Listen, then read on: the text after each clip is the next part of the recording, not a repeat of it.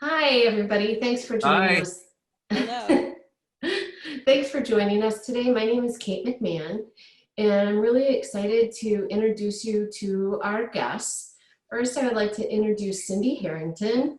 She's the board president of the Hyannis Film Festival, as well as a known actor on the Cape, and she's also a board member of another awesome organization, Eventide Theater. Thanks, Cindy, for being here. Thanks for inviting me. And we have Bill Farrell. Bill is the volunteer executive director for the film festival, and he is also quite accomplished as a writer and editor. Thanks, Bill, for being here. I'm glad to be here. Thank you for asking us. This is great. Absolutely, thank you. So really excited to share a couple things that you all have going on, and the CLAMDANCE Film Festival. And I would love to talk about that after we talk a little bit about the Hyannis Film Festival and how this festival began and what your role is today, Bill. As you said, I'm the volunteer executive director. I got involved about a year and a half ago. There was a group in the Hyannis area who wanted to see this happen. Dennis Colligan, who's a photographer in the Cape, had gotten a group together. There was a lot of initial enthusiasm for it, and there still is. But at any rate, Dennis decided he wanted to pursue some other things. So a couple of us stepped in. There were members of the business community there, leaders in the business community, Elizabeth Worthbane from the downtown Hyannis Business Improvement District, Betsy Young from a shop on Main Street. Jane Walsh was involved at that point. Rob Brennan from Cape Built Development. So there was a great group that was going. And then when Dennis decided he wanted to take another direction, we kind of reformed ourselves. And the long and short of it is that last May, we filed for nonprofit status with the state of Massachusetts. 501c3 is in the process. And since then, we've grown our board to about 10 members, including Cindy, and Elizabeth Worthbane, other great community leaders, Jerry Garnick, for those who know him, who used to be involved with Cape Symphony. I think if anybody took a close look at our board list, they would be very impressed. It's been an extremely enthusiastic board who's really wanted to see this happening. So in May of last year, 2019, that is, that's a reminder, in May of 2019, we did the nonprofit status formation with the state of Massachusetts. A 501c3 is in the process, as I said. And we immediately decided we were going to do a film festival, an actual festival. We weren't just going to sit around and twiddle our thumbs. We were going to get something on the books. So we made a smart decision, we thought at the time, to schedule it a year out in October of this year. And we all know what's happened since then. Now, in the interim, we did some events in downtown Hyannis, like at a Neho restaurant and Embargo. I've done nonprofits and been involved in the arts and culture for 30 years, and I have rarely seen as cohesive and as enthusiastic a group as this one. That's So great. Hyannis just seems hungry for this. They really seem hungry for something like this. There's no, of course, the first thing that people say is, but there's no theater in downtown Hyannis. That's true. There have been 2 or 3 in the course of the last 150 years, which at some point we'll talk about, not in this session necessarily, but at some other place. But so COVID happened, the pandemic happened. We had done these 2 events. We were just about to do a nice cocktail soiree with some people who are a little better off than probably most of us are, and we thought might be underwriters and supporters, and this came along. So we've been, like most arts group, we've been saying, what can we do in lieu of, because we were going to do this, which was why we're here today. We were going to do a video youth competition that we wanted to exhibit in July, and now that's not going to happen. We involved ourselves. We reached out to the Sturgis School, where we really wanted to do this in downtown Hyannis, on Main Street, as close to Main Street as possible. So there are a limited number of spaces there to accomplish that.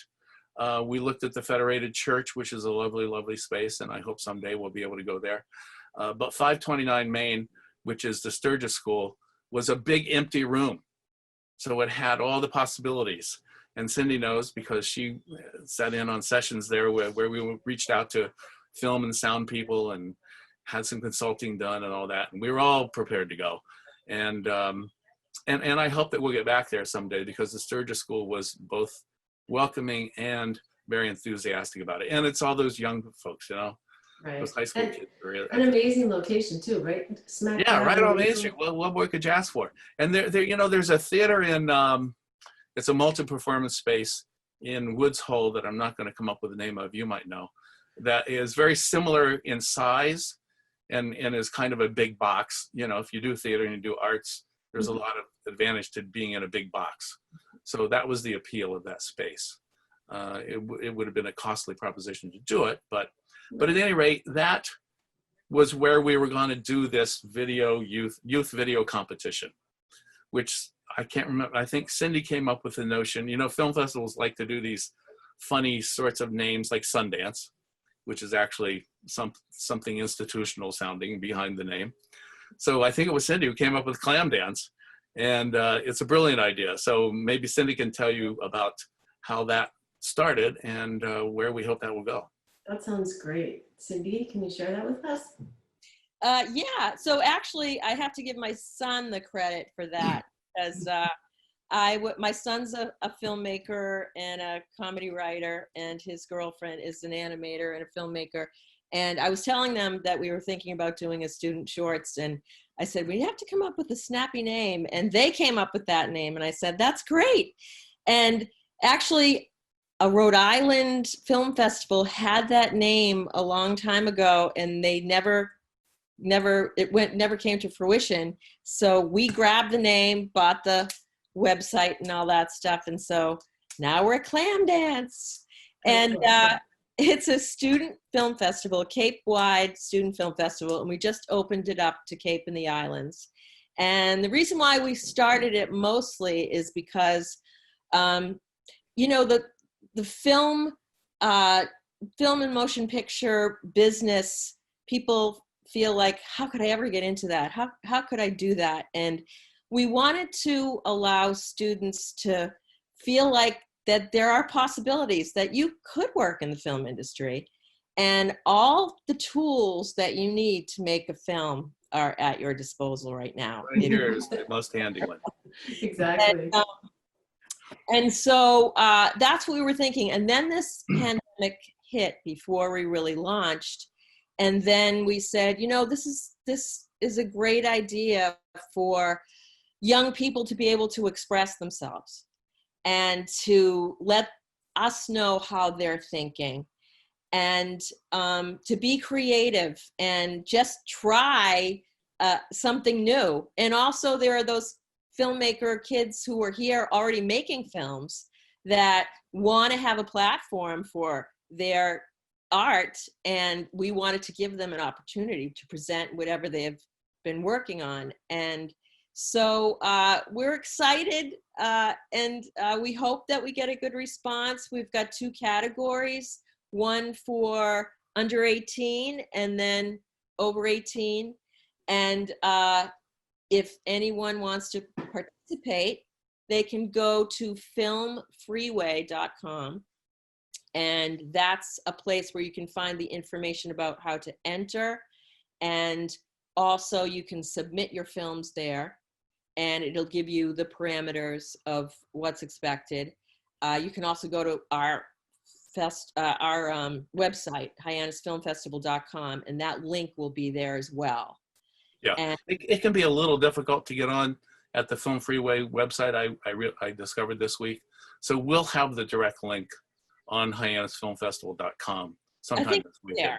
I think yeah, I think you're right. Maybe it is there. Gosh knows, I just put it together. I haven't looked at it lately. So, but we're hoping that kids will submit, and also if we get some submissions during the summer, we will try to play them at our drive-in events, which we'll talk about soon. So if people can submit before, well, we're going to run movies till like the second or third week in August. So if they submit their films before then, we'll exhibit some of those films so people can see. That's right a great now, idea. our deadline is, I think, August 22nd. We may push that out some more, but we're hoping that everybody will take a crack at it. You can make like a little 2-minute film with your phone. Right. Yeah, we're talking 2 minutes to 10 minutes. Yeah. Which actually, having done a few of these myself or been involved in them, once you get past the 3-minute mark, it's kind of challenging. Right. Yeah. As you guys know, I'm sure. Yeah. And I should mention to you all, I haven't said this to you in the past, that we do have quite the suite of tools at the Media Center. So if you do hear from somebody that doesn't have exactly what they need, we have the entire Adobe suite, we've got equipment for checkout, we've got the studio. Please send them my way. Right. And we can help the students out. We would love to do it. We have interns, I think I mentioned it to Bill pretty regularly, and it's a lot of fun to have the youth at the Media Center. Just the enthusiasm is great. Well, having seen a couple of youth video competitions and been up close to them in the last few years, I can tell you the variety of stuff that comes in is fabulous. I mean, everything from animation to scary sci-fi kinds of stuff to ethereal arty-farty, that remind me of the 70s and Sean Dandaloo and stuff like that. So it's the variety you can get is really, really great. Yeah, I love that. So we've got an end of August deadline. And then Bill had mentioned, the idea of being able to do the award ceremony at 529 Main in Hyannis. Is that still the plan, or are we on hold waiting to see what happens? We're on hold right now because we have to see if the school will be open, if that space will be open to us, available to us. We would like to exhibit the films somewhere, hopefully. Our plan was to have our festival in October. Well, whether that goes through or not, we're not sure, but we said if we can't go through with our whole film festival, hopefully we can at least do the student shorts competition festival somewhere and screen them one night in October. Good. That sounds great. I mean, we'll do the fallback that everybody is doing and do it online if we have to. Exactly. But folks can. But there's nothing like being in the room sharing the experience of a movie with other people, I think. Right, and that's what a film festival is all about too. Yeah. Right. Yeah. And of course, people can stay updated as to the plan by going to hyannisfilmfestival.com during the course of the next couple months, right? Yeah, that's the website's fairly rudimentary right now. Some improvements are coming soon from their volunteer executive director of the group. But we have a Facebook page, and we actually post frequently to the Facebook page and an Instagram account where we post occasionally. So Facebook is really probably the most current, up-to-date place to get us. And let's just search for Hyannis Film Festival. That sounds great. Okay. Go ahead. There's something just went through my mind, but it'll come back. Okay, it'll come back. Well, I wanted to ask about, we didn't talk, Cindy, about judges. Oh, so we have a few judges. A couple of them are producers that work out of LA that have done different television shows. And then another one is a Cape Cod guy who happens to be my son, actually, who's a filmmaker and a comedy writer, a skit writer in LA. And then another woman who is an animator for Rick and Morty and a filmmaker. And so they're going to be our judges. We have about 4 judges, Bill. Is that what we have? Yes. Yeah, keep talking. I'll find them here on my desktop. Yeah. But on Film Freeway, Court and get their info. Yeah, their info's on Film Freeway, and I'll put it up on the website soon. Court Lane, he's a producer and a creative executive with Marvel Disney. Mickey Dickoff is an award-winning documentary filmmaker and producer from the Boston area. And she's done some very interesting stuff. Carrie Kilpilla, is that how she says her last name, Cindy? And then Cindy's son, Travis Harrington. So, and then there probably will be members of the board who do at least initial screenings of sorts. That's great. That's nice that you have leaders in the field willing to give their time to judge. It's awesome. You know, my experience with people in most creative fields, in fact, is that they're pretty generous with their time if they're not working. Right. Yeah. You know, everybody wants to work since the paycheck is erratic. Mm-hmm. But my experience is that they're pretty generous, and these folks are certainly proving that. That's great. So how can our viewers help you all? Pay attention to what we're doing. Keep checking out our website and the Facebook page. We will and are doing things this summer and beyond. We will be. I mentioned in our run-up to this session that we have a great board with 10 community leaders from the Hyannis area. And oh, I know what I was going to say earlier. What it reminded me of was that people have said, well, this must be a really difficult time financially. Well, yes and no. I mean, actually, we don't have a lot of expenses since we're a startup. So Right. It's kind of perfect timing for us. We can keep doing what we're doing because we're not spending a lot of money. We're just doing it creatively and with the blood, sweat, and tears of people who are in the group. But that said, of course, we can go further if we start having some contributions and donations and that sort of thing. And we have had a few businesses in the community get involved with us in that way. That's So great. And I have no doubt that the financial support and contributions from the community will happen as we go along. Oh, I agree. Totally agree. Well, But just a way to promote, I just wanted to say that if you know any young people, tell them to pick up their camera and interview their grandfather about the war, or their grandmother, or tell a story, or walk around a pond and see if there's any algae growing and do a little documentary. It's amazing, a little story that you can do, and it's open to any age up to 26.